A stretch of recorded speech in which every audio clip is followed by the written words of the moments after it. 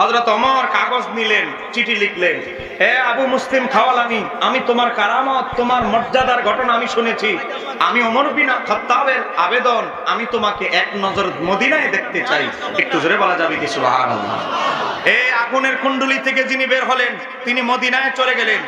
মদিনায় যাওয়ার পর হযরত আবু মুসলিম খাওয়ালানি রাহমাতুল্লাহ আলাইহি যখন মদিনায় গেলেন, হযরত ওমর রাদিয়াল্লাহু তাআলা তার যে সিংহাসন ছিল, চেয়ার থেকে উঠে আবু মুসলিম খাওয়ালানিকে বসতে দিলেন। বসতে দেওয়ার পরে তিনি হাত তুলে আল্লাহর কাছে বলছে, প্রশংসা আল্লাহ। ইমাম ইবনে কাসির আল বেদায়া ওয়ান নেহায়া উল্লেখ করছে, প্রশংসা আল্লাহ যিনি আমাকে মৃত্যুর পূর্বে উম্মত মুহাম্মাদের মাঝে এমন একজন ব্যক্তির দর্শন দান করেছেন যার সাথে হযরত ইব্রাহিম আলাইহিস সালামের ন্যায় আচরণ করেছে। ইব্রাহিম আলাইহিস সালামকে যেমনি নমরুদ আগুনে ফেলে দেওয়ার পরেও আগুন কিছু করতে পারে নাই, আল্লাহ উম্মতে মুহাম্মাদের মধ্যে আবু মুসলিম খাওয়ালানিকে এমন বেলায়েত দান করেছেন, আগুনের ভিতরে 3 ঘন্টা থাকার পরেও তাকে কিছু করতে পারে নাই। একটু জোরে বলেন না সুবহানাল্লাহ। আমি ওমর ইবনুল খাত্তাব এটার জন্য আল্লাহ তোমার দরবারে শুকরিয়া আদায় করছি। এরপর দেখেন ইমাম ইবনে কাসির লিখতেছে, এরপর তিনি তার 2 চোখের মাঝখানে মানে কপালে চুমু খেলেন। একটু জোরে বলা যাবে কি সুবহানাল্লাহ?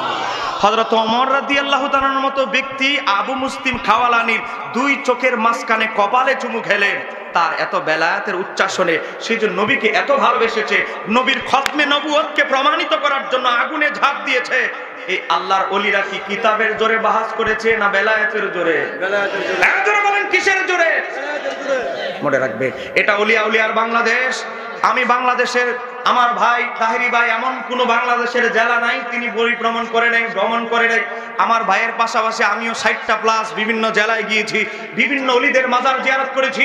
আপনি দেখবেন এমন আল্লাহর ওলি আছে মাছের পিঠের উপরে সাওয়ার করে চলে এসেছেন। মুহসিন আউলিয়ার জীবনী খুলে দেখেন, যিনি পাথরের উপরে কদম রেখে সমুদ্র পার হয়ে চলে এসেছেন। এটা কিতাবের জোরে নয়, বেলায়েতের জোরে। কথা বলেন ঠিক কি না?